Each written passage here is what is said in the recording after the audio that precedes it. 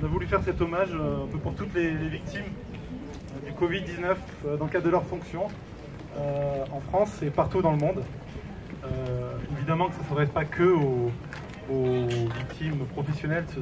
Il y a eu tellement de victimes de par le monde qu'on pense évidemment à tout le monde, mais c'est vrai que celles qui sont des victimes dans le cadre de leur fonction, on veut vraiment aussi rendre un hommage, et on voulait commencer par une minute de silence et une petite intervention après.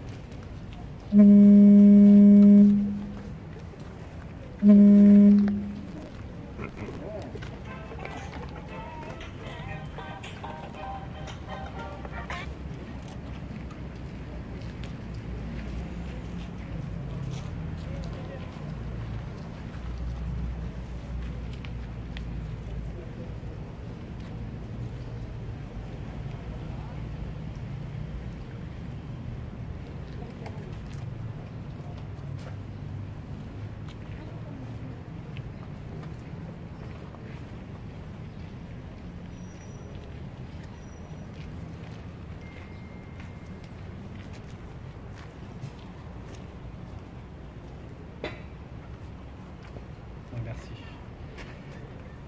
Nous avons voulu nous réunir aujourd'hui pour rendre hommage à nos collègues décédés et contaminés par le Covid-19 dans le cadre de leur fonction à l'hôpital, dans la santé en général, partout en France et dans le monde.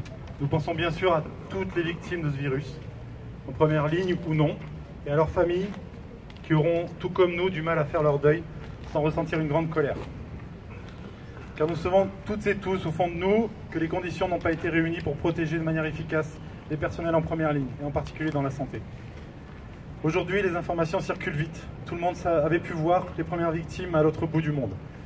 Nous avions le temps, la technique, le savoir-faire pour éviter tellement de victimes. Mais comme à chaque fois, on ne nous a pas écoutés.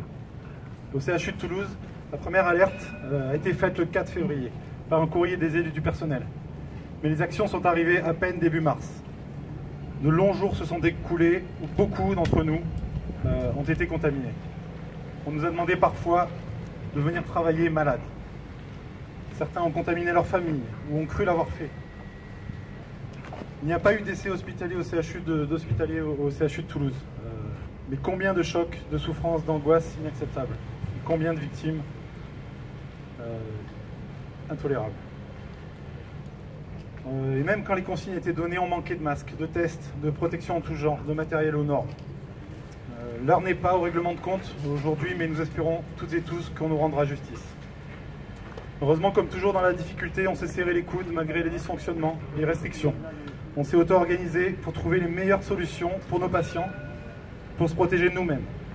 Faisons tomber les barrières entre services, entre nous, entre structures, passant outre les objectifs de rentabilité pour travailler selon notre éthique, en respectant les règles de l'art, comme on l'a toujours appris. Et ce, malgré les conditions. Les murs que l'on a abattus ne doivent pas se reconstruire après, et surtout dans le monde d'après. Notre colère, nos larmes doivent au contraire aider à bâtir les jours heureux. Cela commence aujourd'hui par ce premier mardi de la colère, et les autres en suivant, et par le 16 juin, une grande marée blanche, on espère, pour sauver l'hôpital public et la sécurité sociale, avec les professionnels de santé, du social, mais surtout toute la population et ceux qui ont applaudi, nous ont applaudi tous les soirs à 20h. Ne l'oublions pas, notre système de santé ne serait rien sans celles et ceux qui sont tombés pendant la Seconde Guerre mondiale pour que leurs camarades résistants bâtissent ensuite la sécurité sociale. Celles et ceux qui sont tombés, celles et ceux qui ont été contaminés aujourd'hui, ces dernières semaines, ne peuvent pas l'avoir été pour rien ou pour pire. Il n'y aura ni oubli ni pardon. Nous devons à celles et ceux qui sont tombés, qui ont été touchés par le coronavirus. L'avenir nous appartient, ne laissons pas leur profit détruire nos vies. À nous de rebâtir nos collectifs de travail, les solidarités, le seul gage pour espérer les jours heureux. On se retrouve très vite dans la rue le 16 juin. Pour le plus bel hommage qu'on pourra leur faire, c'est gagner pour sauver l'hôpital public. Merci.